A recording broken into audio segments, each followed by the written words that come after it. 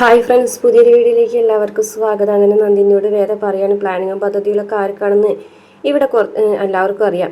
എന്തായാലും കുറച്ച് ദിവസം കഴിഞ്ഞിട്ട് നീ കുറേ നാളായാലും ഉമ്മാക്കി കാണിക്ക് പേടിപ്പിക്കാൻ നിൽക്കുന്നത്, നീ കാര്യം എന്തെങ്കിലും തുറന്നു പറയുമെന്ന് പറയട്ടോ. പറയാം, കുറച്ച് ദിവസം കഴിയട്ടെ, സമയവും സന്ദർഭവും നോക്കിയിരിക്കുകയാണ് എന്ന് പറഞ്ഞിട്ട് വേദച്ചമ്മയുടെ അടുത്ത് വന്നിരിക്കുമ്പോൾ അച്ചമ്മ ചോദിക്കുന്നത്, എന്താ മോളെ സമയവും സന്ദർഭവും നോക്കിയിട്ട് പറയാനുള്ളത്?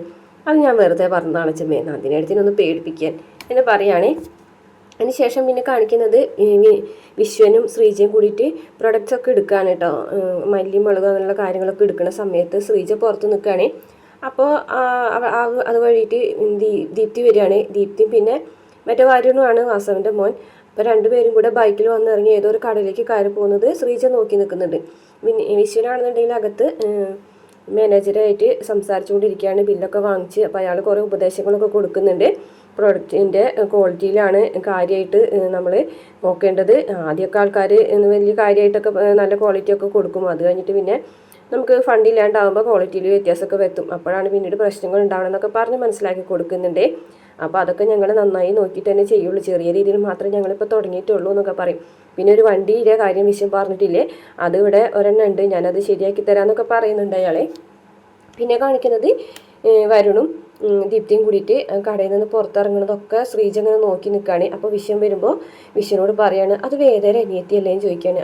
അതെ, കൂടെ ഒരു പയ്യനുണ്ടല്ലോ എന്ന് ചോദിക്കുമ്പോൾ വിഷയം പറയുന്നുണ്ട്, അത് ചിലപ്പോൾ കൂടെ പഠിക്കുന്ന ആരെങ്കിലും ആയിരിക്കും. അങ്ങനെയാണെന്ന് എനിക്ക് തോന്നില്ല എന്ന് പറയും കേട്ടോ. അപ്പോൾ വിഷയം പറഞ്ഞു, അത് നിനക്ക് തോന്നുകയാണ്, നീ വന്നേ എന്ന് പറഞ്ഞിട്ട് വിളിക്കുകയാണ് കേട്ടോ. പക്ഷേ നമ്മളെ ശ്രീജയുടെ മനസ്സിലാണെന്നുണ്ടെങ്കിൽ എന്തോ ഒരു ഡൗട്ട് പോലെ തോന്നുന്നുണ്ട്. അത് കഴിഞ്ഞ ശേഷം ഒരു പ്രൊഡക്റ്റൊക്കെ ആയിട്ട് വീട്ടിലേക്ക് വരികയാണ്. വീട്ടിൽ വന്നതിന് ശേഷം അകത്തേക്ക് വണ്ടി കൊണ്ടുവരും. അപ്പോൾ നന്ദിനി ഓടി വരികയാണ് കേട്ടോ. ഇതിലെന്താ ശ്രീജ എടുത്തി? ഇതിൽ കുറച്ച് അരി, മല്ലി, മുളക്, ഗോതമ്പ് അങ്ങനെയൊക്കെ വീട്ടിലേക്കായിരിക്കുമല്ലേ എന്ന് ചോദിക്കുക. വീട്ടിലേക്കല്ല, ഇത് നാളെ തുടങ്ങി ശ്രീജയുടെ ബിസിനസ് ആരംഭിക്കല്ലേ, അതിന് വേണ്ടിയിട്ടാന്ന് പറയും. അപ്പോഴേക്കും അച്ഛമ്മയും വരികയാണ് കേട്ടോ. അതെന്തായാലും നന്നായി, നമുക്ക് നാളെ തന്നെ എല്ലാം ചെയ്യാം എന്ന് പറയാൻ കേട്ടോ. അപ്പോൾ പിന്നെ നമ്മൾ നന്ദിനിക്കാണെന്നുണ്ടെങ്കിൽ മുഖം അങ്ങനെ വീർപ്പിച്ചിരിക്കുകയാണ് കേട്ടോ. കുശുമ്പാണ്.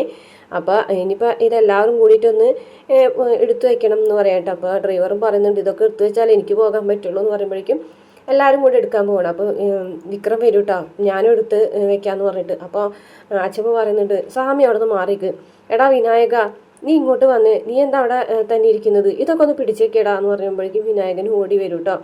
അങ്ങനെ എല്ലാവരും കൂടിയിട്ട് അത് ഇറക്കാൻ സഹായിക്കുകയാണ്. അപ്പോൾ നന്ദിനിയോട് അച്ഛമ്മ പറയാം, എന്താടി നിനക്കിതിൽ തൊട്ടാൽ കൈമലത്തെ വളം ഊരിപ്പോകുമോ, നിനക്കും ഇതൊക്കെ ഇറക്കി വെക്കാൻ സഹായിക്കാം എന്ന് പറയുകയാണേ. അപ്പോൾ നന്ദിനിയാണെന്നുണ്ടെങ്കിൽ മനസ്സോടെ അതൊക്കെ ഇറക്കി വെക്കാനായിട്ട് സഹായിക്കുന്നുണ്ട്. വിശ്വനും വിക്രമും എല്ലാവരും കൂടെ ചേർന്ന് എടുത്ത് വെക്കുകയാണേ.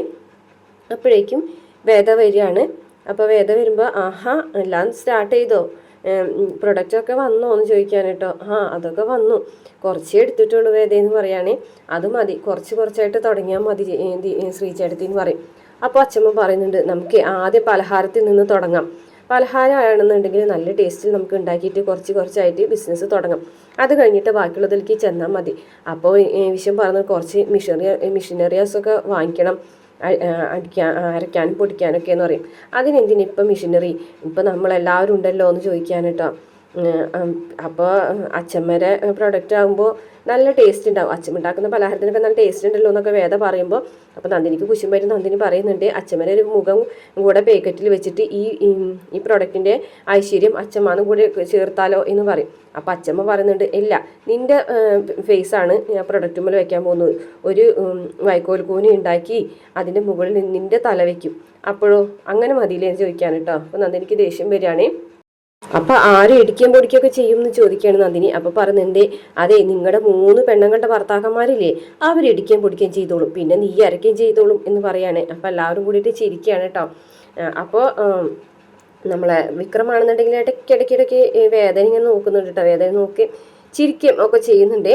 അപ്പോൾ അത് കഴിഞ്ഞതിന് ശേഷം നന്ദിനി പറയുന്നുണ്ട്, എനിക്കെന്തായാലും പറ്റൂല, പിന്നെ ശ്രീചേട്ടത്തി ബിസിനസ് തുടങ്ങണേന് ഞാനെന്തിനെ സഹായിക്കുന്നത് എന്ന് പറയും. അപ്പോൾ അതെ, നിങ്ങൾ 3 ആണുങ്ങളും ഇവിടെ ഇടിക്കുകയും പൊടിക്കുകയും ചെയ്യും, നീ അരയ്ക്കും, അപ്പോൾ ഇവർ കണ്ടാലോ എന്ന് ചോദിക്കുകയാണ് കേട്ടോ നന്ദിനി.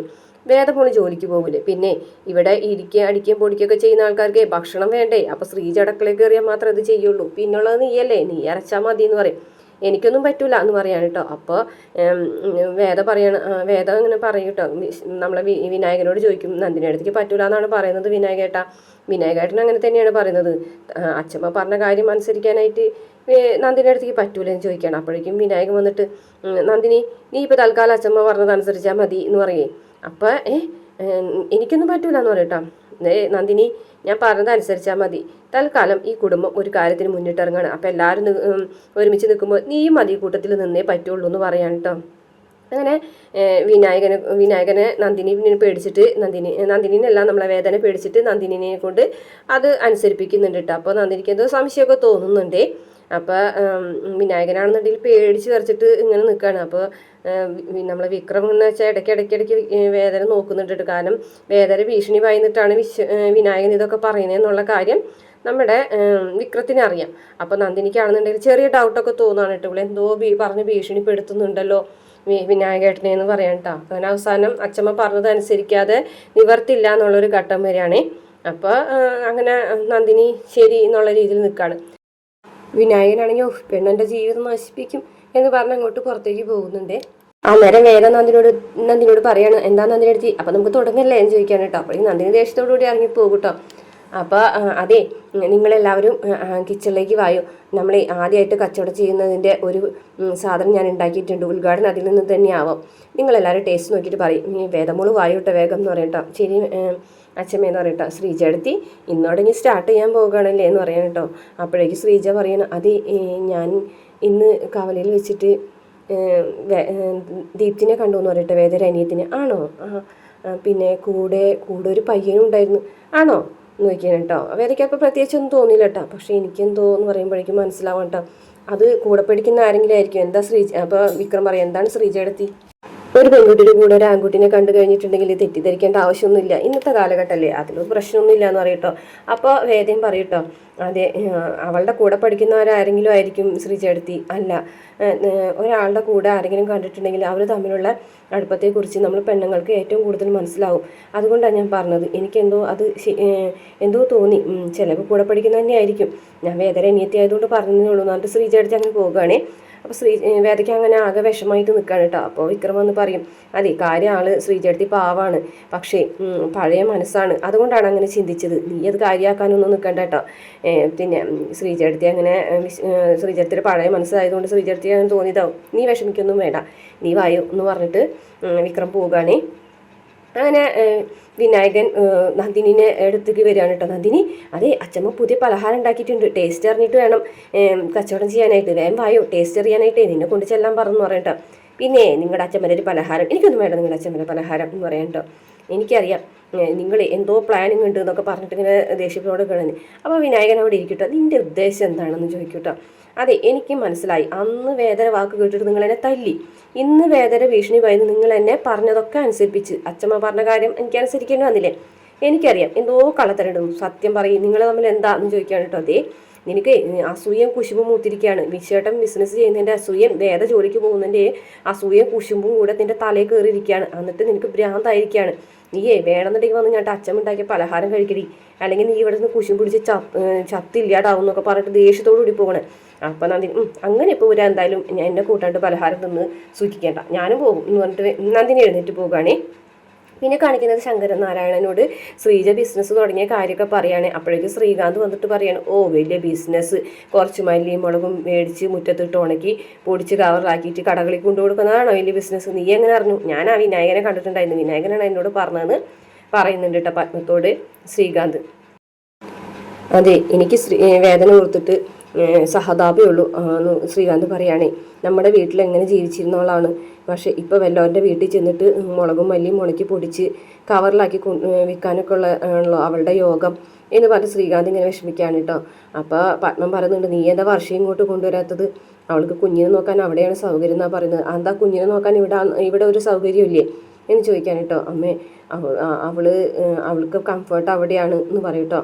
അപ്പോൾ നമ്മളെ പത്മം പറയുന്നുണ്ട് എന്തായാലും അവൾക്ക് ആ വീട്ടിൽ പോയിട്ടുണ്ടെങ്കിൽ തിരിച്ചു വരണമെന്ന് ആഗ്രഹമില്ല, അതുകൊണ്ടാണ് ഇങ്ങനെയൊക്കെ അവൾ അവിടെ തന്നെ നിൽക്കുന്നതെന്ന് പറയും. അപ്പോൾ ശ്രീകാന്ത് പറയും, അമ്മേ അവൾക്ക് കംഫർട്ട് അവിടെയാണെന്ന് പറഞ്ഞില്ലേ, അതുകൊണ്ടാണ് അവിടെ നിൽക്കുന്നതെന്ന് പറയുമ്പോൾ ശങ്കരനാരായണൻ പറയാനിട്ട് അത് ശരിയാണ്, അവൾക്ക് വർഷയ്ക്ക് കംഫർട്ട് അവിടെയാണ്, വേദയ്ക്ക് കംഫർട്ട് അവിടെയാണ്, അവളും അവിടെ നിൽക്കുന്നു എന്ന് പറഞ്ഞിട്ട് അവിടെ നിന്ന് ശങ്കരനാരായണൻ എഴുന്നേറ്റ് പോകുകയാണ് കേട്ടോ. ശങ്കരനാരായണൻ പറഞ്ഞതിൻ്റെ അർത്ഥം ശ്രീകാന്തിന് മനസ്സിലാവാണ്. അപ്പോൾ പത്മത്തിനോട് ശ്രീകാന്ത് പറയാണ്, അമ്മേ അതെ ഞാൻ വേദനയല്ല വർഷനെ വിളിച്ചുകൊണ്ട് വരാം, നീ എനിക്ക് വേണ്ടി വിളിച്ചുകൊണ്ട് വരികയൊന്നും വേണ്ട, നിനക്ക് ആഗ്രഹം ഉണ്ടെന്നുണ്ടെങ്കിൽ മാത്രം വിളിച്ചുകൊണ്ട് വന്നാൽ മതി. വയസ്സാം കാലത്ത് പേരക്കുട്ടികളെ ലാളിക്കാനും പൂജിക്കാനൊക്കെ എല്ലാ അച്ഛനമ്മമാർക്കും ആഗ്രഹം ഉണ്ടാവും, അതുകൊണ്ട് മാത്രമാണ് ഞാനിങ്ങനെ പറഞ്ഞത്. പക്ഷേ നീ എനിക്ക് വേണ്ടിയിട്ട് വിളിക്കേണ്ട, എനിക്ക് ആഗ്രഹം ഉണ്ടെങ്കിൽ വിളിച്ചാൽ മതി എന്ന് പറഞ്ഞിട്ട് പത്മ അവിടെ നിന്ന് പോകും കേട്ടോ. അപ്പോൾ ശ്രീകാന്തിനാണെന്നുണ്ടെങ്കിൽ ഇവരുടെ സംസാരം കേൾക്കുമ്പോൾ വിഷമത്തോട് കൂടിയിട്ട് ഇങ്ങനെ നിൽക്കുന്നുണ്ട്. പിന്നെ കാണിക്കുന്നത് ശ്രീ പ്രൊഡക്ട്സിൻ്റെ ഒരു ഫ്ലക്സൊക്കെ വെക്കുകയാണ് കേട്ടോ വീടിൻ്റെ ഫ്രണ്ടിൽ. അങ്ങനെ എല്ലാവരും കൂടിയിട്ട് അത് ഒട്ടിക്കുകയും സന്തോഷത്തോട് കൂടിയിട്ട് സംസാരിക്കുകയും അങ്ങനെയുള്ള കുറച്ച് കാര്യങ്ങളൊക്കെയാണ് കാണിക്കുന്നത്. അപ്പോഴേക്കും മാഷും കമലാമ്മയും വരുന്നുണ്ട്, വേദയാണെന്നുണ്ടെങ്കിൽ വരുന്നുണ്ട് കേട്ടോ.